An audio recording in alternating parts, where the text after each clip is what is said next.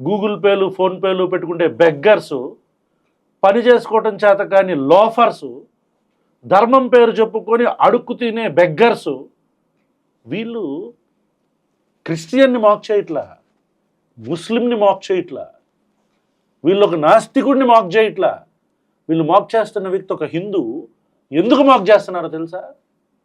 ఇతను నమ్ముతున్న సిద్ధాంతం కూడా కాదు, హిందూ ధర్మంలో ఆథెంటికేటెడ్గా డాక్యుమెంటెడ్గా రాసిన పురాణాలకు సంబంధించి లేదా బుక్స్కి సంబంధించి వీటిల్లో సాయిబాబా రెఫరెన్సెస్ ఉన్నాయని చెప్పని ఎవరైతే సాయిబాబాని కూడా యాక్సెప్ట్ చేశారో వాళ్ళని కూడా తిడుతూ, జగద్గురులు అనబడే వ్యక్తులను తిడుతూ, కంచి ఇంకోటి ఏమన్నారు శృంగేరి పీఠాలకు సంబంధించిన వాళ్ళని కూడా తిడుతూ పుస్తకాలు చింపేస్తుంటే దాన్ని చాలా రోజులు హోల్డ్ చేసుకొని ఇక తప్పక మాట్లాడితే ఈ నిరోధగాడికి శత్రువు.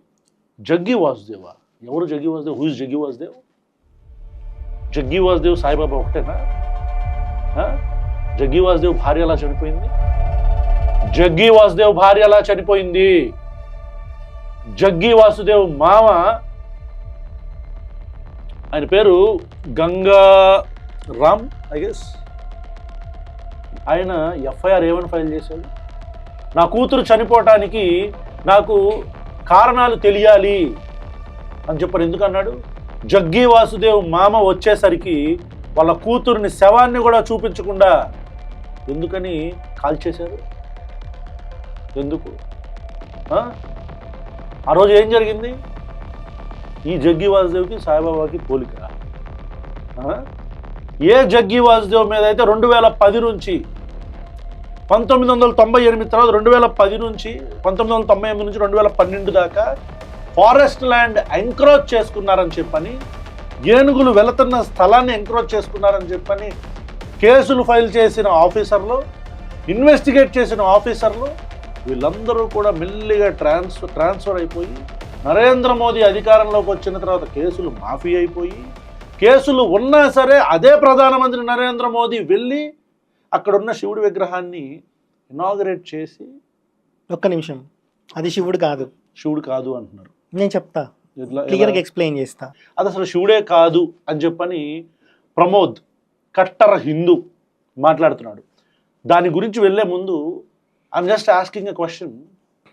జగ్గి వాసుదేవ్ని వ్యతిరేకిస్తే ఏది సూడో సైన్స్ని ఇష్టం వచ్చినట్టు మెలికలు తిప్పి మాట్లాడేసి మెర్కురీ తినొచ్చు, యశోదకిను కృష్ణుడికి ఎలాంటి సంబంధం ఉండేదని పిచ్చి మాటలు, వల్గర్ మాటలు మాట్లాడినోడి గురించి, భార్య ఎలా చనిపోయింది, భార్యని నా కూతుర్ని చంపాడు అని చెప్పని సొంత మామ కంప్లైంట్ చేస్తే ఆ విషయాల గురించి చాలామంది డిఫర్ అవుతారు.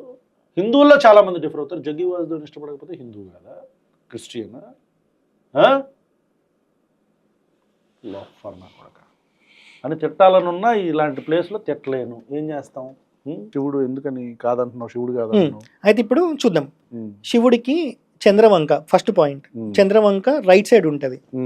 ఈ ఆదియోగి అనేది ఏదైతే క్రియేట్ చేశారో అది లెఫ్ట్ సైడ్ ఉంటది. ఇది శాస్త్ర విరుద్ధం.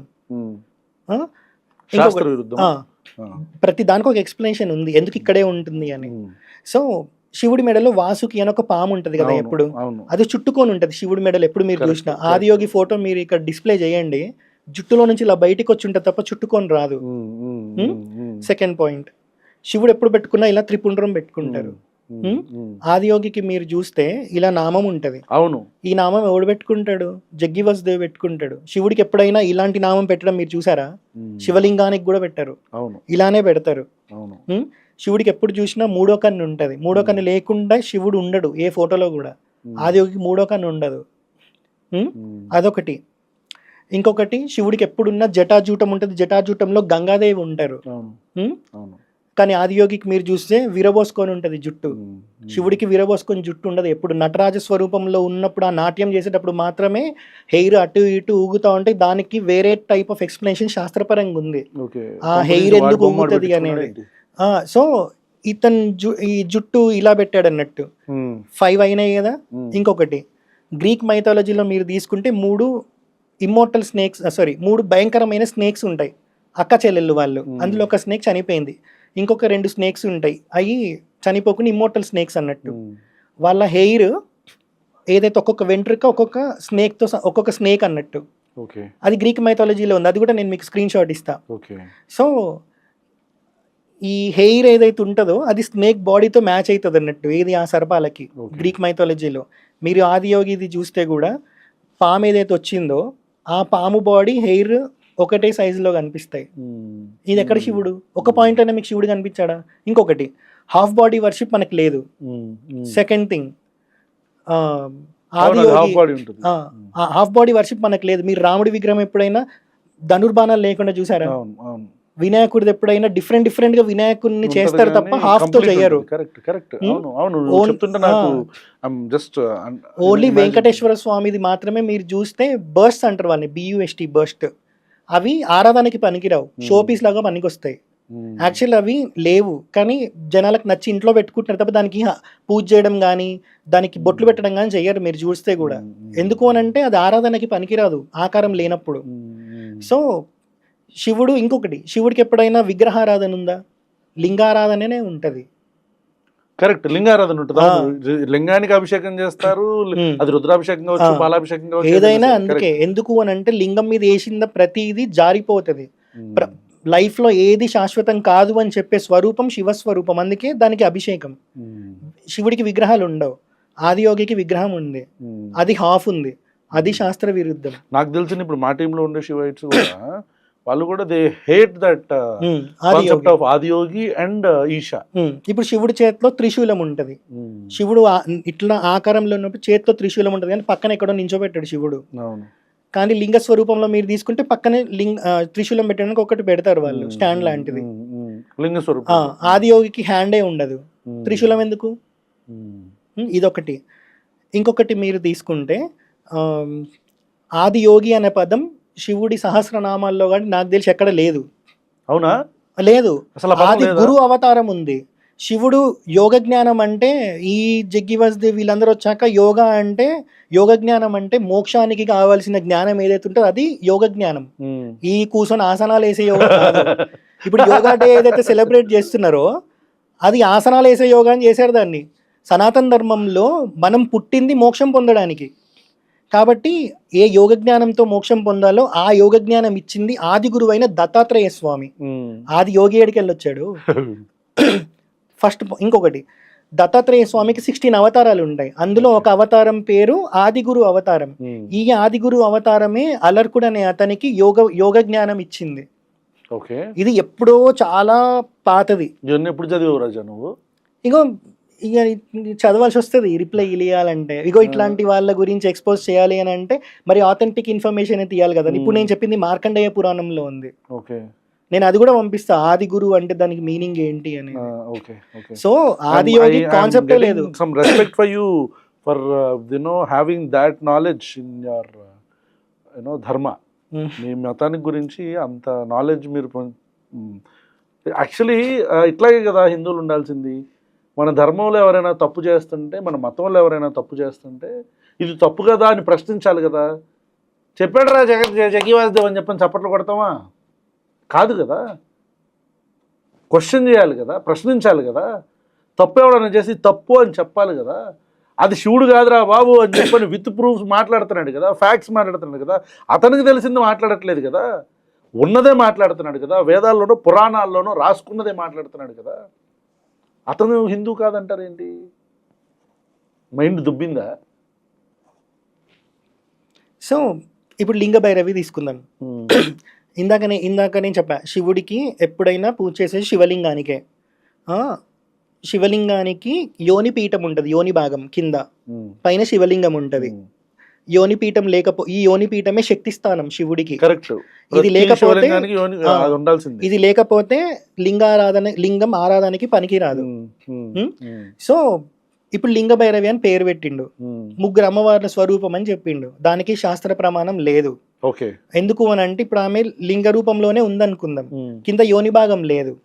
మరి లింగానికి శక్తి ఎడికెళ్ళి వస్తుంది ఆమె లింగ భైరవి అయినప్పుడు? వీళ్ళు ఇచ్చిన రిఫరెన్స్ ఏంటి తెలుసా?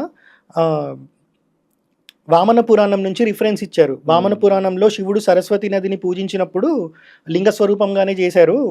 పార్వతీ అమ్మవారు కూడా ఒక క్షేత్రంలో లింగ స్వరూపంగానే ఉంది అంటే లింగ స్వరూపంలో ఉంది అంటే యోని భాగం ఉంది అక్కడ. సరస్వతి నదికి శివుడు ఎందుకు లింగ స్వరూపంలో పూజించారు అని అంటే శివలింగానికి అరూప రూపి అని అంటాం. అంటే రూపం ఉండి రూపం లేనిది. ఇప్పుడు ఒక ఆకారం ఉంది రాముడికి, దాన్ని మీరు వర్ణిస్తారు టో నుంచి హెడ్ వరకు అంగాంగం వర్ణించవచ్చు. లింగానికి ఏమని వర్ణిస్తారు? చూడడానికి రూపం ఉంది, వర్ణించడానికి మాటలు లేవు, కాబట్టి అది అరూప రూపి.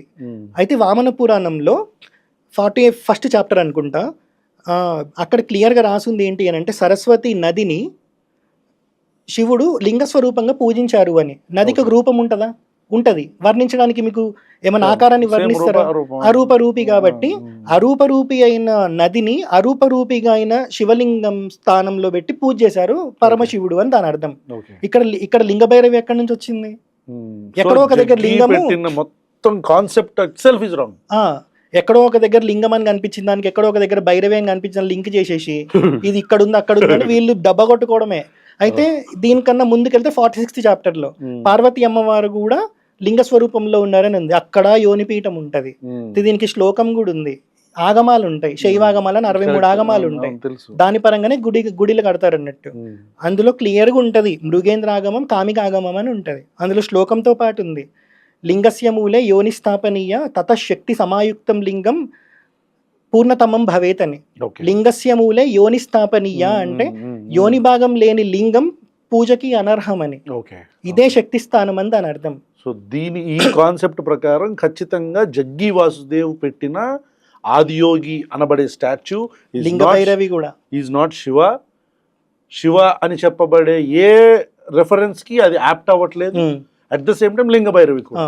అయితే ఇక్కడ చూడండి, ఇప్పుడు యోని భాగం లేకపోతే లింగానికి పూజకి అనర్హం. లింగం శక్తి వినాశూన్యం శక్తిహీనో నా పూజ్యతే అని చెప్తుంది ఒక ఆగమం. లింగం శక్తి వినాశూన్యం అంటే శక్తి భాగం లేనప్పుడు లింగం పూజకి అనర్హం అని. అయితే ఇక్కడ లింగ భైరవి అనే కాన్సెప్ట్ క్రియేట్ చేసిండు, లింగాకారంలో తెచ్చిండు. ఈయన చెప్పే ప్రాసెస్ ఏంటి తెలుసా? ఈయన కాన్సిక్రేట్ చేస్తేనంట, ఒకసారి కాన్సిక్రేట్ చేస్తే దానికి ఇంకా పూజలు చేయాల్సిన అవసరమే లేదంట. రెగ్యులర్ ప్రాణ ప్రతిష్టలకి ఇతను చేసే ప్రాణ ప్రతిష్టలకి చాలా డిఫరెన్స్ ఉందంట. రెగ్యులర్గా చేసే వైదికంగా చేసే ప్రాణ ప్రతిష్ఠ ఏదైతే ఉంటుందో దానికి ప్రతిరోజు నిత్యం ధూపం దీపం పత్రం పుష్పం దీపం ధూపం నైవేద్యం అన్ని కావాలి. మంత్రం యంత్రం ఇట్లాంటి అన్ని ఉంటాయి, ఆగమం అన్ని ఉంటాయి ప్రాణ ప్రతిష్ఠ చేసినప్పుడు. కానీ ఇతను చేసిన దానికి ఇవేం ఉండవంట. ఎనర్జీస్తో కాన్సిక్రేట్ చేస్తాడంట. ఇక్కడ మీరు లాజిక్ అర్థం చేసుకోండి అని ఎంత భయంకరమైన కాన్సెప్టో అర్థమవుతుంది. సో శివలింగానికి యోనిపీఠం లేకపోతే అది శూన్యం. ఇక్కడ ఈయన చెప్పాడు, ఈయన చేసిన కాన్సిక్రేషన్కి మళ్ళీ పూజలు చేయాల్సిన అవసరం లేదు, ఒకసారి కాన్సిక్రేట్ చేసి దానికి అట్లనే ఎనర్జీ ఉంటుంది అన్నాడు. అది కుదరదు, చెప్పేస్తాడు, అది ఉండదు. అయితే ఇక్కడ ఎంత దారుణంగా పెట్టాడో చూడండి. లింగభైరవి కింద బర్రె కొమ్ములు పెట్టాడు. ఎనర్జీస్ లాగాలి కదా మరి ఎక్కడి నుంచో ఒక దగ్గర. ఇప్పుడు మంత్రం, అందులో బీజాక్షరాలు ఉంటాయి. గాయత్రి మంత్రం 24 బీజాక్షరాలు. ఆ మంత్రం మనం చెప్తా ఉంటే ఏ స్వరంలో చెప్పాలో ఆ స్వరంలో పర్ఫెక్ట్గా చెప్తే 1 lakh sound waves per second create చేయొచ్చు. సో అలా మనం ఇది చేస్తాం. ఏదన్నా ఇప్పుడు మీరు చెప్పింది ఏ కాన్సెప్ట్? ఇది రెగ్యులర్గా మనం ఏదైతే పూజా విధానాలు ఉంటాయో గుడిలో ఆ విగ్రహానికి పవర్ రావాలి అని అంటే మంత్రం ఇవన్నీ చెప్పాలన్నట్టు. బీజాక్షర మంత్రాలతో పూజ చేసినప్పుడే దానికి ఇది ఉంటది. ప్రాబ్లం లేదు. ఓకే ప్రాబ్లం అంటే ఇది సనాతనంగా వస్తుంది. మేము అంటే వేదం పరంగా నేను చెప్తున్నా, అది ఓకే వేదం పరంగా నేను చెప్తున్నా. అయితే ఇప్పుడు ఒక గుడి ఉంది, ఆ గుడికి వైభవం ఎప్పుడు తగ్గుతుంది అని అంటే దాంట్లో పూజలు జరగడం ఆగిపోయిన రోజు. అవును, కరెక్ట్. మళ్ళీ పునర్వైభవం తేవాలి అని అంటే మళ్ళీ ప్రాణప్రతిష్ఠ లాంటి ఇంకొక ప్రాసెస్ చేసి అప్పుడు తీసుకొని వస్తారండి. ఎందుకంటే పాడుబడ్డ గుడిలు చాలా ఉంటాయి, దానికి వైభవం మళ్ళీ తేవాలి అని అంటే వెంటనే పూజలు చేయడం వల్ల రాదు. దానికి యజ్ఞం యాగం ఇట్లాంటి ప్రాసెస్ ఉంటుంది అన్నట్టు. ఇతను ఏది ఉండదని ఏది అవసరం లేదు నేను చేసిన దానికని చెప్తాడు. అందుకే బర్రె కొమ్ములు పెట్టాడు. బర్రె కొమ్ములు ఇది తాంత్రికం ఉంటది కదా, అఘోర తాంత్రిక్, వీటిల్లో బర్రె కొమ్ములు ఎనర్జీని లాగడానికి వాడతారు అన్నట్టు. అక్కడ ఎవడైనా మినిమం 15 minutes స్పెండ్ చేస్తే వీళ్ళ పాజిటివ్ ఆరా త్రూ అది పవర్ పొందుతుంది అని నాకు తెలిసింది. అందుకే యోనిపీఠం లేదు, అందుకే మంత్రం లేదు. ఇప్పుడు నిజంగా ఇతనికి వేదం చదువుకొని శాస్త్రం చదువుకొని ప్రాణప్రతిష్ఠ చేసేవాడైతే మంత్రం యంత్రం ఆగమం ప్రతిదీ ఉండాలి, కానీ లింగభైరవికి ఏదీ లేదు. శివుడు అంటే ఇతని దగ్గరికి వచ్చి ఒకరోజు చెప్పాడంట, నేను నీలో 50% అయిపోతా అని చెప్పి. లేనే నువ్వు నన్ను 100% తీసేసుకో అన్నాడంట. దాని తర్వాత ఇతను శివుడి షోల్డర్స్ మీద ఎక్కి రైడ్ చేయడం స్టార్ట్ చేసిండంట. మీకు నచ్చుతుందా ఇది? అసలు ఇది చెప్పడమే అబద్ధం కదా. శివుడి షోల్డర్స్ మీద ఇతనికి రైడ్ చేయడం ఏందన్నా? శివుడు అది నచ్చుతుందా ఇది? వింటున్నారా శివైట్స్? మీరు ఎవరినైతే జగ్గి వాసుదేవ్ అని ఓ పెద్ద ఏమంటారు ఎన్లైటెండ్ బీయింగ్ అంటే ఎన్లైటెండ్ బీయింగ్, ఇలాంటి ఎన్లైటెండ్ బీయింగ్ అంట శివుడు భుజాల మీద ఎక్కి రైడ్ చేశాడంట. శివుడిని అభిమానించే శివైట్స్, శివుడిని ఎవరైతే ఇష్టపడతారో మీరు అందరూ వింటున్నారా? నాకు తెలిసి నిజంగా శివుడిని ఇష్టపడే వాళ్ళు నా ఫ్రెండ్స్లో ఉన్నవాళ్ళు, నా టీంలో ఉన్నవాళ్ళు, ప్రశ్నలో ఉన్నవాళ్ళు, they hate Jaggi Vasudev because of these foolish concepts. అవును, ఇలాంటి అరే శివుడి మీద నువ్వెక్కి రైడ్ చేయటం ఏంటి? What are you thinking about Lord Shiva? ఇక్కడ లెట్ us అండర్స్టాండ్, వీళ్ళందరూ కూడా ఒక నెక్సస్ కింద ఫామ్ అయ్యి ఇతన్ని ఎందుకు మాక్ చేస్తున్నారు, ప్రమోద్ అనే వ్యక్తిని ఎందుకు మాక్ చేస్తున్నారు? Do you understand? బికాజ్ ఇతను మన ధర్మాన్ని మీరు తప్పుదోవలో తీసుకెళ్తున్నారు అని అన్నందుకు ప్రమోద్ అనే వ్యక్తిని ఈరోజు యాంటీ హిందూ అంటున్నారు. ఇతను చెప్పిన మాటల్ని ఫ్యాక్చువల్గా ఎవడైనా కాంటెస్ట్ చేయాలంటే ఇదే ప్రశ్న ప్లాట్ఫామ్ మీద. We're giving you a chance. ఈ మొత్తం నెక్సస్లో ఉన్న ఎవడైనా సరే మీరు వచ్చి ఇతను చెప్తుంది ప్రామాణికం కాదు అని చెప్పండి. Give us the evidence, then ask him a question. అంతేగాని ఈ దొంగ ఎఫ్ఐఆర్లు పెట్టించి, దొంగ కేసులు పెట్టించి, ఆడపిల్లలను ఉపయోగించుకొని ఎంత పెద్ద ఎకోసిస్టమ్ నడుపుతున్నారా మీరా? ఇంకొకటి, ఈ ఎవడైతే జీపే పెట్టుకొని ఫోన్పేలు పెట్టుకొని సనాతన ధర్మాన్ని భుజాన మోస్తున్నామని చెప్తున్నాడో, ఈషా మీద మాట్లాడాలంటే ఉచ్చబడుతుంది నా కొడుకులకి. ఎందుకంటే ఇట్లనే నన్ను టార్గెట్ చేసినట్టే వాళ్ళ బతుకులను కూడా టార్గెట్ చేస్తారని చెప్పి. అయితే ఈ కొడుకులని నిజంగా వాళ్ళకి దీలో దమ్ము ఉంటే నేను ఒకటి చదువుతా, దాన్ని క్వశ్చన్ చేయమని చెప్పండి. అవునా? వీళ్ళకి నిజంగా ధర్మం మీద అంత ఇంట్రెస్ట్ ఉంటే వినాయక చవితి రోజు వినాయక వ్రతకల్పం అంటే వినాయకుడు ఎలా పుట్టాడు చదివేటప్పుడు ఈషా గురించి మాట్లాడడానికి భయపడుతున్నారు. ఈషా అంటే చాలా రెస్పెక్ట్ ఉంది ఈ కొడుకులకి. ఇది చదువుతారేమో చెప్పండి, నేను చదువుతా చూడండి. గణేశుడు ఎలా పుట్టాడు, ఎలా రాసుకున్నాడు తెలుసా? ఎవరు ఇది రాసింది? ఎవరు? ఈషా, జగ్గి వాసుదేవ్. ఇది మనం వేద్దాం, పెడతా. గణేశుడు ఎలా పుట్టాడు అనేది. శివుడు ఒక రకంగా తిరుగుబోతు స్వభావం ఉన్న భర్త. అతను ఎప్పుడు తన ఇష్టానుసారం ఏళ్ల తరబడి ఎటో వెళ్ళిపోతూ ఉండేవాడు. ఆ రోజుల్లో సెల్ ఫోన్లు ఈమెయిల్ ఉండేవి కాదు కదా. మరి అతను అలా వెళ్ళిపోయినప్పుడు పార్వతి అమ్మవారు కాదు, దేవి కాదు, ఆమె చాలా ఒంటరితనానికి లోనయ్యేది. అంతేకాకుండా శివుడు మానవ మాతృడు గాక యక్షస్వరూపుడు అయినందున పార్వతికి సంతానం కలిగే అవకాశమే లేకపోయింది అని అన్నాడు. ఈ బూతులు చదివినందుకు ఇది ఎందుకు పెట్టుకుంటున్నా అంటే అరచేతిలో గంగాదేవి ఉంటది, మన చెవులు శుద్ధమవుతాయి అని చెప్తారు అన్నట్టు. ఇది చదువుతారా? ఫస్ట్ లైన్ ఏంటి? శివుడు ఒక రకంగా తిరుగుబోతు స్వభావంగా అలవాడంట. తిరుగుబోతు అంటే ఏంటో మరి వాడి దృష్టిలో. ఇది జగ్గి రాసినట్టుందా? ఈషా వెబ్సైట్ ది. ఓకే. అయితే ఇది చదువుతారా? హిందుత్వ ఇన్ఫ్లుయెన్సర్లు ఎవడైతే మాట్లాడలేక భయపడుతున్నారో, ఇది వినాయక వ్రతకల్పం చేస్తూ అంటే వినాయకుడి విగ్రహం ఇంట్లో తెచ్చుకొని వినాయక చవితి రోజు చదువుతారా ఇట్లాంటి బూతులు? ఇంకోటి ఇక్కడ ఏం రాశాడు, ఆ రోజుల్లో సెల్ ఫోన్లు ఈమెయిల్ ఉండేవి కాదు కదా. మరి అందుకే అలా వెళ్ళిపోయినప్పుడు పార్వతి అసలు శివుడితో సంప్రదించలేకపోయేది అంట. శరీరంలో అర్థభాగం ఇచ్చాడు పార్వతీదేవికి. అలాంటిది ఆయన ఎక్కడుంటాయి మీకు తెలియదా? సెల్ ఫోన్లు లేవంట. అయ్యప్ప స్వామి పుట్టాలి అని అంటే, మహిషి సంహారం జరగాలి అని అంటే ఈమె భర్త అందానికి లొంగడు కాబట్టి ఈమె అందాన్నంతా విష్ణుమూర్తికి ఇచ్చి మోహిని అవతారం ఎత్తేటట్టు చేసి భర్త వీర్యం స్ఖలనమై అయ్యప్ప స్వామి పుట్టేటట్టు చేసిన ఆవిడకి సెల్ ఫోన్ ఈమెయిల్ కావాలా? అంటే అసలు ఫస్ట్ ఒక దేవతల రూపంలో ఉండే వ్యక్తులకి, అంటే గాడ్లీ పర్సనాలిటీస్కి, అలాంటి స్వరూపాలకి ఫోన్లు అంటే నిజంగా ఒకవేళ ఉంటే, అలాంటి స్వరూపాలు ఉంటే వాళ్ళకి ఫోన్లు అవన్నీ అవసరమా? కదా కదా. I'm talking as a normal human being. ఒక ఏథీయిస్ట్గా పక్కన పెట్టి దైవ స్వరూపంలో ఉండే వ్యక్తులకి సెల్ ఫోన్లు అవసరమా? రైట్. ఇది అయితే ఇక్కడ ఏం మ్యాజిక్ చేశారు తెలుసా? దీని మీద పోస్టులు పెట్టాం. పెడితే వెంటనే కొన్ని రోజుల తర్వాత చేంజ్ చేసి ఏం రాశారు తెలుసా? ఇది మేము రాలేదన్నారా? ఆహా, వెబ్సైట్ లో చేంజ్ చేసుకున్నారు కొడుకులు. ఏమని రాశారు? శివుడు ఒక విధంగా ఒక చోట నిలిచే భర్త కాదు, తానెప్పుడు సంచరించేవాడు అని రాశాడు. మిగతాదంతా సేమే ఇంకా మళ్ళీ ఎవడో ఒకటి రియాక్ట్ అయితే తప్ప నువ్వు మార్చవా? ఆడ పురాణాల్లో ఉంటది, పురాణాల్లో ఉన్న ఇన్ఫర్మేషన్ కాపీ పేస్ట్ చేయడానికి కూడా నొప్పి. సొంతంగా రాసుకోమని ఎవడు చెప్పాడు?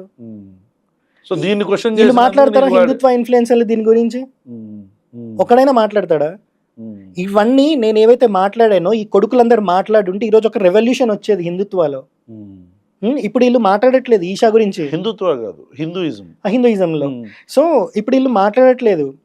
ఏం చేస్తారు? ధర్మాన్ని కాపాడుతున్నాం అంటున్నారు, ధర్మాన్ని పోస్ట్పోన్ చేస్తారు. ఎట్లా? ఇప్పుడు వీళ్ళు ఏదైతే బ్రహ్మ అది చేస్తుంది మనం అందరు ఎగెయిన్స్ట్ అవ్వాలని మాట్లాడుతున్నారో, ఒక 20 సంవత్సరాల క్రితం బ్రహ్మకుమారీస్కి ఎగెయిన్స్ట్గా వీళ్ళు మాట్లాడింటే ఈరోజు దాని గురించి అందరికి అర్థమయ్యేదేమో. ఈ రోజు నేను ఏదైతే మళ్ళీ అట్లాంటి సిచ్యువేషన్ మనకి రాకుండా మనం ఈ రోజు ఫైట్ చేయడం మానేస్తే మన పిల్లలు ఎవరైతే ఇప్పుడు వీళ్ళకి పుట్టారో వీళ్ళకి ఒక 20-25 ఏళ్ళు వచ్చాక వీళ్ళు ఫైట్ చేయాల్సి వస్తుంది ఇట్లాంటి ఆర్గనైజేషన్స్ మీద.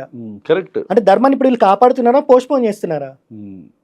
మరి పోస్ట్పోన్ చేసే మరి ధర్మాన్ని పోస్ట్పోన్ చేసుకునేవాడు అడుక్కు తినడం ఎందుకు? మరి సాయిబాబానేమో ఫకీరు అడుక్కుంటాడు, భిక్షం అడుక్కుంటాడు అని అంటారు. సాయిబాబా తెలుసా ఎంత గొప్పోడో? సన్యాసి ఒక ధర్మం ఉంటుంది, 3, 5, 7 ఇళ్ళలో మాత్రమే అడుక్కోవాలి. ఆ రోజు ఆ 7 ఇళ్ళలో దొరికింది మాత్రమే ఫుడ్. 7 ఇళ్ళలో కూడా ఎక్కడ ఫుడ్ దొరకకపోతే పస్తుని ఉండాలి. అది సన్యాసి నియమం. షిరిడికి మీరు పోతే 5 ఇళ్ళల్లో మాత్రమే సాయిబాబా భిక్షం అడుక్కునే వాళ్ళని చెప్పి ఇది ఫస్ట్ హౌస్, ఇది సెకండ్ హౌస్ అని ఇల్లులు కనిపిస్తాయి. వీళ్ళు 5 మంది దగ్గర అడుక్కుంటున్నారా? ఇంకొకటి అదే చెప్తా, అది కూడా శాస్త్రబద్ధంగానే చెప్తా. సన్యాసికి ఒక నియమం, బ్రహ్మచారికి ఒక నియమం. బ్రహ్మచారికి ఫ్యామిలీ ఉండదు, సన్యాసికి ఫ్యామిలీ ఉండదు. వాడు ఒక్కడే ఉంటాడు కదా బ్రహ్మచారి కూడా. కాబట్టి బ్రహ్మచారికి అడుక్కునే నియమం ఉంది, భిక్షాటన చేసే నియమం ఉంది, సన్యాసికి ఉంది. గృహస్థాశ్రమంలో ఉన్నారు ఈ కొడుకులందరూ, హిందుత్వ బ్యాచ్ అందరూ. నా కొడుక్కి పెళ్ళయింది కదా, మరి పెళ్ళైనోడు సనాతన ధర్మం ప్రకారం అడుక్కోవద్దు, అస్సలు బెగ్ చేయొద్దు, కష్టపడి సంపాదించుకొని తినాలి. మరి సాయిబాబా సన్యాసి కాబట్టి భిక్షం ఎత్తుకొని తిన్నాడు, ఆయనని ఫకీర్ అన్నారు. వీళ్ళు మరి సనాతన ధర్మాన్ని రిప్రజెంట్ చేస్తున్నామని చెప్పి సనాతన ధర్మంలో బేసిక్ కూడా తెలియకుండా గృహస్థాశ్రమంలో ఉండి భిక్షాటన చేస్తూ జీపే ఫోన్పే పెట్టుకొని ధర్మాన్ని మోస్తున్నామని చెప్పి ఎవరైతే ధర్మాన్ని మోయకుండా పోస్ట్పోన్ చేస్తుర్రో వీళ్ళు కదా హిందుత్వంలో ఉన్న ఫకీర్లు. వీళ్ళకుందా సాయిబాబా గురించి మాట్లాడే రైట్? ఏ యాంగిల్లో కూడా లేదు. ఆయన 100% సన్యాసి నియమం పాటించారు, కానీ కొడుకులు ఏదీ లేదు. పొద్దున్న లేస్తే గూగుల్ పేలు, ఫోన్ పేలు ఇవ్వండి రా బాబు డబ్బులు అని చెప్పని అడుక్కుంటా ఉంటారు. అది ఇలా పరిస్థితి. సో ఇదొకటే కాదు, ఇంకా బొచ్చడున్నాయి ఈషా గురించి. అసలు ఒక్కొక్క పాయింట్ వింటే షాక్ అవుతామన్నా. ఇప్పుడు పితృకార్యాలు ఉంటాయి. ఇప్పుడు ఇంట్లో ఎవరైనా చనిపోయారు అనుకోండి, పొద్దున పూట చేస్తాం పితృకార్యాలు. మార్నింగ్ 11 o'clock నుంచి 3:30 వరకు నక్షత్ర శాంతి పూజ అని, చనిపోయిన నక్షత్రం కరెక్టే లేకపోతే అలా చేస్తారు. నార్మల్గా చేసేది ఉదక శాంతి పూజ అని అంటారు, శాంతి పూజ. కానీ అది పొద్దున 11 o'clock నుంచి 3:30 ఈ టైంలోనే చేస్తారు అన్నట్టు ఎక్కువ. అర్ధరాత్రి అమావాస్య రోజు కానీ, అర్ధరాత్రి కానీ, సూర్యాస్తమయం అయినాక కానీ చెయ్యరు. కానీ ఈషాలో ఇంకొకటి, ఎవరైతే ఈ ఉదక శాంతి పూజ చేస్తారో అయ్యగారులు, వాళ్ళకి యజ్ఞోపవీతం అయ్యి ఉంటది, అంటే ఉపనయన సంస్కారం అయ్యి ఉంటది. వాళ్ళు మాత్రమే దానికి అర్హత ఆ పూజలు చేయడానికి. కానీ ఈషాలో మీకు ఫోటోలు పంపిస్తే డిస్ప్లే చేయండి. ఇక్కడ శాంతి పూజలు ఎవరైతే వైదికంగా చేస్తారో పిండం, నువ్వులు, నీళ్లు వాడతారు. కానీ ఈషాలో చేసే ఈ పితృకార్యాలు ఉంటాయి కదా, అర్ధరాత్రి అమావాస్య రోజు చేసేవి, అర్ధరాత్రి అమావాస్య రోజు ఎవ్రీ అమావాస్య అంతే. నాకు కూడా అదే డౌట్. అంతే. ఇంకొకటి, అక్కడ పితృకార్యాలు చేస్తారు, కాలభైరవ కర్మ అని. ఈవెన్ మీకు ఇప్పుడు ఈషా వెబ్సైట్లో కొట్టినా దొరుకుతుంది. ఉపనయన సంస్కారం లేదు. ఇంకొకటి, నల్లబట్ట వాడతారు. నల్లబట్ట సనాతన ధర్మంలో పుణ్యకార్యాలకు కానీ పితృకార్యాలకు కానీ అస్సలు వాడరు. తెల్లబట్ట వాడతారు. పితృకార్యాలు ఎవరైతే వేసుకుంటారో వస్త్రము దహనం చేయడానికి వాళ్ళన్నీ తెల్ల వస్త్రమే, నల్లబట్ట అసలు వాడరు. కానీ నల్లబట్ట వాడుతున్నారు. ఇక్కడ అయ్యగారులు ఏదైతే వైదికంగా చేస్తారో పితృకార్యాలు చేసేటప్పుడు వాళ్ళు అడిగేది ఏంటి అని అంటే, చనిపోయిన వారు ఏ డేట్ రోజు చనిపోయారు అని అడగకుండా ఏ తిథి రోజు చనిపోయారు, ఏ నక్షత్రంలో చనిపోయారు అని మాత్రమే అడుగుతారు. చనిపోయిన వాడి పేరేంటి, గోత్రం ఏంటి అని అడుగుతారు. కానీ ఈషాలో చచ్చిపోయిన వాడు ఏ రోజు పుట్టాడో కావాలంట. ఏ రోజు పుట్టిండు ఎవరికి కావాలి, ఏ రోజు చచ్చిపోయిండో కావాలి కదా. సో ఏ రోజు చచ్చిపోయిండో కావాలంట, ఏ రోజు పుట్టాడో కావాలంట. ఆ, అయితే ఇంకొకటి ఏంటంటే చచ్చిపోయినోడు బతుకున్నప్పుడు వాడు వేసుకున్న బట్టల్లో నుంచి ఒక బట్ట ముక్క కావాలంట. ఏమో మరి ఇప్పుడు చేతబడిలో జుట్టు మనం నడిచిన మట్టి తీస్తారు కదా, అలా ఉంది ఏదో ప్రాసెస్. ఇది చాలా భయంకరమైన ప్రాసెస్. అయితే ఎండింగ్ చూడండి, మీకు షాక్ అవుతారు. ఇదన్నీ చేస్తున్నారు నల్లబట్ట. ఇంకొక దారుణమైన థింగ్ ఏం తెలుసా, ఇక్కడ కూడా ఫోటో ఉంటే ఫోటో అడుగుతారు, ఆ పర్సన్ ఫోటో మనకి సంతోషం కోసం పెట్టుకోవడానికి. ఈషాలో ఫోటో మ్యాండేటరీ, గ్రూప్ ఫోటో కాదు, సింగిల్ ఫోటో కావాలి బతుకున్నప్పుడుదని. ఇప్పుడు ఒక ప్రెగ్నెంట్ లేడీ ఉంటుంది, అబార్షన్ అయ్యి లోపల పిండం చనిపోతుంది అనుకోండి, లేకపోతే పిల్లోడు పుట్టాక చనిపోయారు అనుకోండి బేబీ. దీనికి కూడా అమావాస్య రోజు అర్ధరాత్రి పూట శాంతి పూజ చేస్తారట. అయితే వాడికి కావాల్సింది ఏంటంటే తెలుసా, ప్రెగ్నెంట్ లాగా లేడీ ఉన్నప్పుడు దిగిన ఫోటో, అందులో బేబీ బంప్ కనిపిస్తుంది కావాలంట. ఎరా నీ రోజు చేతపడలు చేస్తున్నారేంట్రా మీరా రే, రే ఫకీర్, జగ్గి వాసుదేవ్ ఆశ్రమంలో చేతపడలు చేస్తున్నారేంట్రా. ఉంది, మీకు ఇంకా ఎండింగ్ చెప్తా కదా. కాదురా, దీనికి సమాధానం ఎవరైనా చెప్తే ప్రశ్న ఈజ్ వెల్కమింగ్ యూ. నేను యాంటీ హిందూ అని చెప్పండి. అప్పుడు మీరు యాంటీ ప్రమోద్ అనే వ్యక్తి, అదే సనాతన ట్రావెలర్ యాంటీ హిందూ అని ఒప్పుకుందాం. సరే, ఇక ఇంకొకటి చెప్పినా కదా, క్లైమాక్స్ బాగుంటదని. ఇతనే వినోద్ చెప్పినాయి, జగ్గి వాసుదేవ్ చెప్పినాయి, లింక్ చేసి చెప్తా చూడండి. సో ఇప్పుడు నార్మల్గా శాంతి పూజలు అవి చేసినప్పుడు ఏం చేస్తారంటే, ఎక్కడైతే పుణ్యక్షేత్రాలు ఉంటాయో అవి దాని పక్కనే పారే నది ఉంటుంది, జీవనదులు, గోదావరి, తుంగభద్ర, కృష్ణ, గంగా ఇట్లాంటివి. వీటి దగ్గర మాత్రమే చేస్తాం. చెరువు ఉంటే చెరువులో చెయ్యరు. దీంట్లో ఎందుకు చేస్తారు అని అంటే, ఏదైతే జీవుడు ఉన్నాడో వాడు ట్రావెల్ చేస్తాడు. ఇట్లాంటి పుణ్యక్షేత్రాల్లో వీడు చేసుకున్న కర్మని బట్టి ఇంకొకడికి ఎవరైతే కర్మ ఉందో వాడికి కొడుకులాగా పుట్టాలి, వాడికి పిల్లలాగా పుట్టాలి అనేది ఒక ప్రాసెస్ ఉంటుంది. అది చాలా పెద్ద ప్రాసెస్. సో ఇది జీవుడు అనేది ట్రావెల్ అవ్వాలి. అందుకే పారే నదిలో వదులుతాం, చెరువుల్లో వదలం పితృకార్యాలు చేసినప్పుడు. కానీ ఇక్కడ ఏం చేస్తారంటే ఒక పాండ్ లాంటిది క్రియేట్ చేసి ఈ ప్రాసెస్ అంతా అక్కడ ఎండ్ చేస్తాడు అన్నట్టు. అంటే ఇక్కడ చూడండి, సనాతన ధర్మం ప్రకారం వైదికంగా చేస్తే సోల్ అనేది ట్రాన్స్ఫర్ అవుతుంటది. అది ట్రాన్స్ఫర్ అయ్యి ఇంకొక శరీరంలోకి వెళ్ళడానికి ట్రై చేస్తుంటది. వినోద్ ఎప్పుడైనా పాడ్కాస్ట్ లో చెప్పింది మీరు విన్నారా? ఈషాలో లింగభైరి ఎదురుగా చెట్టు ఉంటది, ఆ చెట్టు మీద దయ్యాలు ఆత్మలు కనిపిస్తాయి అంటాడు. అయితే ఇదే ఈషా వెబ్సైట్లో కాలభైరవ కర్మ అని ఉంది కదా, దీంట్లో మీరు స్వైప్ చేసి చూడండి, కింద ఫోటోలు వస్తాయి. అదే చెట్టుకి ముడుపులు కట్టినట్టు కడతారు రెడ్ బట్టతో. కొడుకులు నిజంగా చేతబడులు చేస్తున్నారా అక్కడ. ఇంకొకటి తెలుసా, ఇంకొక అంటే చెప్తాడు ఆయననే పాడ్కాస్ట్లలో. ఇంకొక హైలైట్ థింగ్ ఏంటి తెలుసా, దీనికి లింక్ చేస్తే వరల్డ్ ఎకనామిక్ ఫోరం లో జగ్గి వాసుదేవ్ మాట్లాడతాడు. పాపులేషన్ గురించి అడిగినప్పుడు చెప్తాడు, ఆమె అడుగుతుంది డీపాపులేషన్ గురించి అడిగినప్పుడు జగ్గి వాసుదేవ్ ఏమంటారు తెలుసా, people want to increase number of foot prints on earth and I want to decrease number of souls అంటాడు. అంటే ఏంటి దాని అర్థం? అంటే ఈ ఆత్మ ఇంకో జన్మ తీసుకోకుండా ఇప్పుడు వాడి ఉద్దేశంలో ఆ పాయింట్ దగ్గర చేస్తుంది. అందుకే ఇప్పుడు ఎందుకంటే ఆత్మ ఇంకొక శరీరం తీసుకుంటది, ఇంకో శరీరం తీసుకుంటది. ఇక్కడ people want to increase number of foot prints on earth and I want to decrease number of foot prints on earth అంటే వేరేలా ఉంటది. అయినా పాపులేషన్ కంట్రోల్ చేయడానికి అతను ఎవడన్నా అట్లుంటే పిల్లని ఎందుకు అన్నాడు? వంశం అక్కడతో ఆడుకోవచ్చు కదా. సెకండ్ థింగ్, ఇక్కడ ఏమన్నాడు, I want to decrease number of souls అన్నాడు. సోల్ ని డిక్రీజ్ అంటే నెంబర్ ఆఫ్ సోల్స్ ని డిక్రీజ్ చేయడం అంటే ఈ సోల్ ఇంకొక జన్మ తీసుకోకుండా ఉంటది అని. ఇది డీపాపులేషనే కదా. కరెక్ట్. అది ఎట్లా అయినా, అది చీమైనా, జంతువైనా, మనిషి అయినా, ఏదైనా ప్రతి దాంట్లో ఒక ఆత్మ ఉందనేది నమ్మేది సనాతన ధర్మం కదా. రీబర్త్ నమ్మేది సనాతన ధర్మం కదా. మరి సోల్ని ఎవడన్నా ఇతను ఇది చేయడానికి. నేను ఆ క్లిప్ ఇస్తా, పెట్టండి.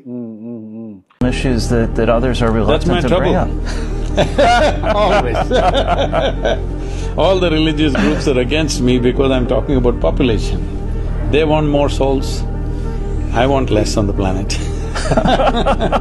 ఒక హేతువాదిగా, మానవవాదిగా నేను వ్యక్తిగతంగా ఈ కాన్సెప్ట్స్ నమ్మకపోయినా సరే, మనిషి చనిపోయిన తర్వాత ఒకటి అవుతాడు, ఆత్మ అనే కాన్సెప్ట్స్ నమ్మకపోయినా సరే ఒక ధర్మాన్ని ఆచరిస్తున్న వ్యక్తులు కొన్ని కోట్లాది మంది ఒక వ్యక్తిని దేవుడు అని నమ్ముతున్నప్పుడు, లేదా ఈ పనులు జీసస్ క్రైస్ట్ అవనండి, అల్లా అవనండి, లేకపోతే రాముడు అవనండి, కృష్ణుడు అవనండి, ఇప్పుడు తను చెప్తున్న శివుడు అవనండి, ఇంకెవరైనా సరే ఒక కాన్సెప్చువల్గా కొన్ని వాళ్ళు ఫాలో అవుతున్న విషయాలు ఉంటాయి.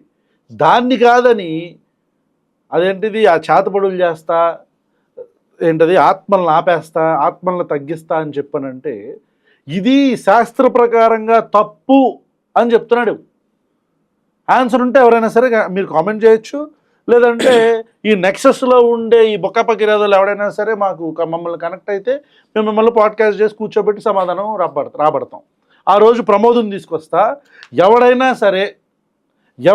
సరే ప్రమోద్ అడుగుతున్న ప్రశ్నలకి హిందూ మతంలో, హిందూ గ్రంథాల్లో, పురాణాల్లో, ఇతిహాసాల గురించి ప్రమోద్ చెప్పిన విషయాలలో ఎవడైనా సరే దీనికి కౌంటర్ ఇస్తాం అన్న దమ్మున్నోడు ఈ నిరోధుగాడైనా సరే, అడిగి రాదు గట్ట ఏం తెలియదుగా సరే, ప్రశ్నకి ఈమెయిల్ ఉంది, మీరు ఈమెయిల్ చేయండి, లేదా నా కాంటాక్ట్ నెంబర్స్ కొంతమంది దగ్గర కూడా ఉన్నాయి, మీరు కాంటాక్ట్ చేయండి. ప్రమోదం తీసుకొస్తా. Let us have a healthy debate.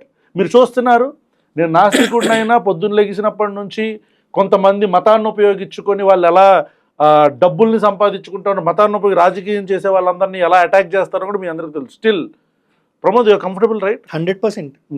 So ఇతను ఎంత కంఫర్టబుల్గా అయితే కూర్చున్నాడో అంతే కంఫర్టబుల్గా మిమ్మల్ని కూర్చోబెడతాం, డిబేట్ పెడదాం.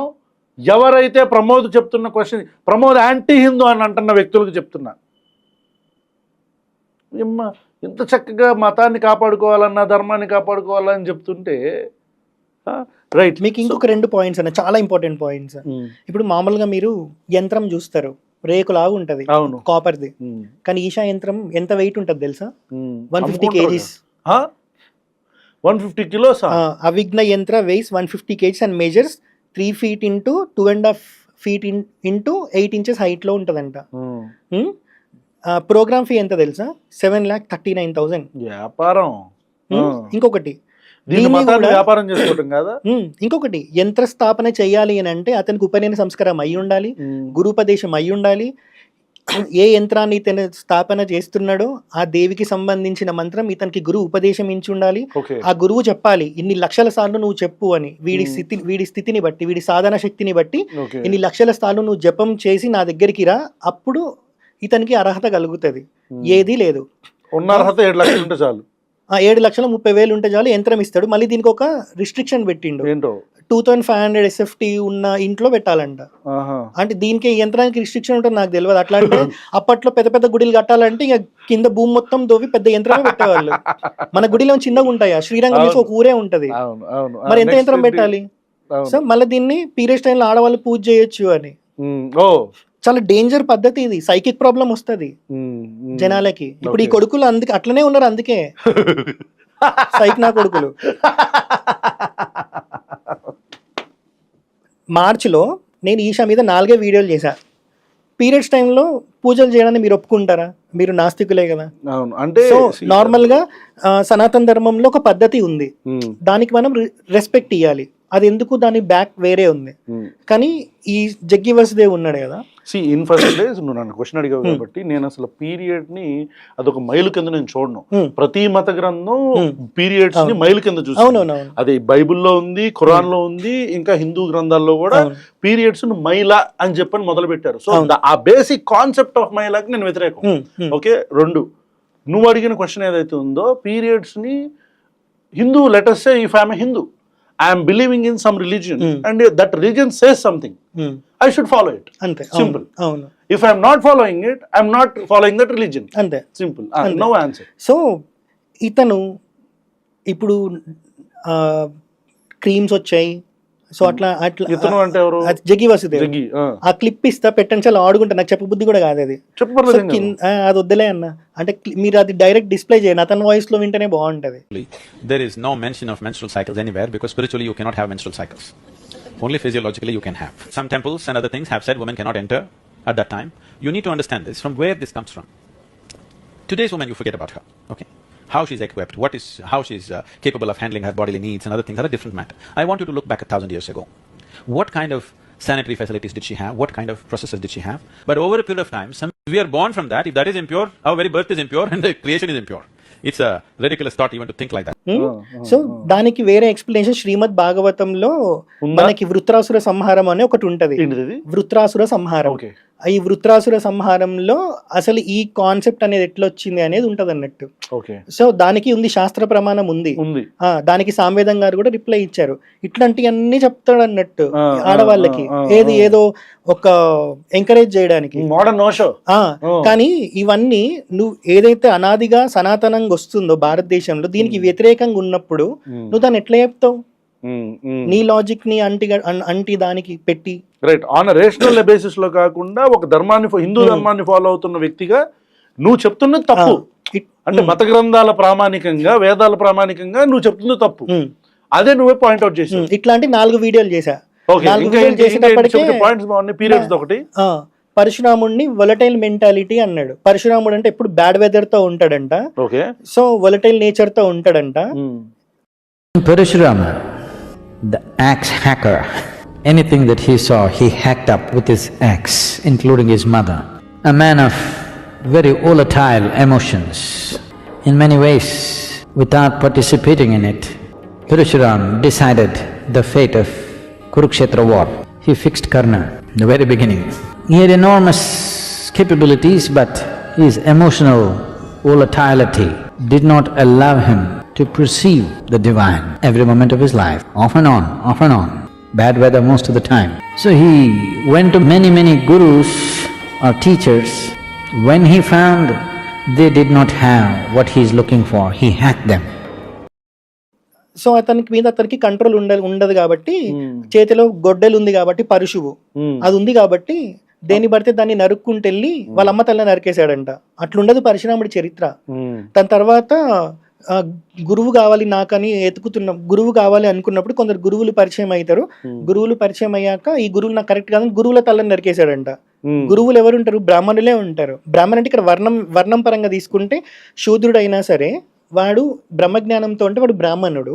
సో అలా గురువుల తలని నరికేస్తే పరశురాముడికి బ్రహ్మహత్య పాతకం అంటుకోవాలి. బ్రాహ్మణ్ నుండి చంపిన పాతకం అంటుకోవాలి. అంటుకోలే కదా మరి. ఎక్కడి నుంచి తెచ్చాడు ఈ చరిత్ర? పరశురాముడు మెంటల్ స్టెబిలిటీ లేనివాడేందన్న. ఈ అంటే కోపం రాదు. సెకండ్ ఇంకొకటి ఆర్యన్ ద్రవిడియన్ థియరీ ఒకటి ఉంది. అది ఈయన వర్జన్ లో ఎక్స్ప్లెయిన్ చేసే వేరు. దాంట్లో రామాయణ మహాభారతాన్ని లింక్ చేసి దానికి ఏమో లింక్ చేశాడు. ఎలా లింక్ చేశాడంటే, కుంతిదేవి ఉంటది కదా, తన 5 కొడుకులు ఉంటారు. కుంతిదేవి లక్క గృహంలో ఉంటది. ఆ లక్క గృహంని తగలబెట్టేస్తారు అన్నట్టు. ఎవరు అంటే ఇది ఒక ప్రణాళిక వెనక, వీళ్ళని పాండవులను చంపడానికని కౌరవులు వేసిన ఒక స్కెచ్. అయితే దాని ఎక్స్ప్లెనేషన్ వేరే ఉంటది. వీళ్ళు ఏం చేస్తారు, ఒక స్పైని అమ్మాయిని పెడతారు అన్నట్టు, ఒక తల్లి 5 పిల్లల్ని. ఒకరోజు వీళ్ళు ఫుల్ గా తాగి ఎంజాయ్ చేసి ఉంటారు. ఆ రోజు వీళ్ళని చంపాలని కూడా వాళ్ళు అనుకుంటారు అన్నట్టు. సో ఇక్కడ ఎవరైతే కుంతిదేవి ఉందో ఆమెకి ఈ లక్క గృహాన్ని తగలబెట్టడానికి సంబంధమే లేదు. అది ధర్మరాజు ఈయనకి చెప్తాడు, భీముడికి. సో వీళ్ళు కాపాడుకోవడానికి ఎట్లాగో వీళ్ళు 5 మంది వచ్చిర్రు. ఎవరు? ఒక తల్లి 5 కొడుకులు. వీళ్ళని చంపడానికే వచ్చిర్రు. సో మనం చంపడానికి ఎవరైనా వస్తే మనం వాళ్ళని చంపడానికి తప్పలేదు కదా. కాబట్టి ఈ భీముడు మంట పెట్టేస్తాడు అన్నట్టు. వీళ్ళు తప్పించుకుంటారు, వీళ్ళు తాగిన మత్తులు అందులోనే ఉండిపోతారు. అయితే ఈయన ఎట్లా చెప్పాడు తెలుసా, వాళ్ళు తక్కువ జాతి వాళ్ళు, వీళ్ళు క్షత్రియులు కాబట్టి ఆ కాలంలో తక్కువ జాతి వాళ్ళని చంపిన వాళ్ళకి పెద్ద ఫీలింగ్స్ ఉండకపోతుండే అని ఆర్యన్ ద్రవిడియన్ థియరీని దీంట్లో లింక్ చేశాడు. ఆర్యన్ ద్రవిడియన్ థియరీ మీరు గూగుల్లో కొట్టినా, మీరు విన్న కాన్సెప్ట్ పరంగా 4000 years బ్యాక్ ఆర్యన్స్ ఇండియాకి వచ్చారని కనిపిస్తుంది. సో దాన్ని అంబేద్కర్ గారు కూడా కొట్టేశారు. సో దానికి ఎక్స్ప్లెనేషన్స్ ఉన్నాయి. నేను కూడా వీడియోస్ లో చెప్పా అది ఎందుకు జరగలేదు అనేది.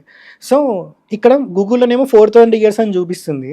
జగ్గి వాసుదేవ్ ఏం చేశాడు తెలుసా, తెలివిగా 8500 9000 years బ్యాక్ అని కొత్త కాన్సెప్ట్ పట్టుకొని వచ్చిండు. ఎందుకు తెలుసా, కిందున్న రామసేతు 7000 years డేటింగ్ చూపిస్తుంది కదా.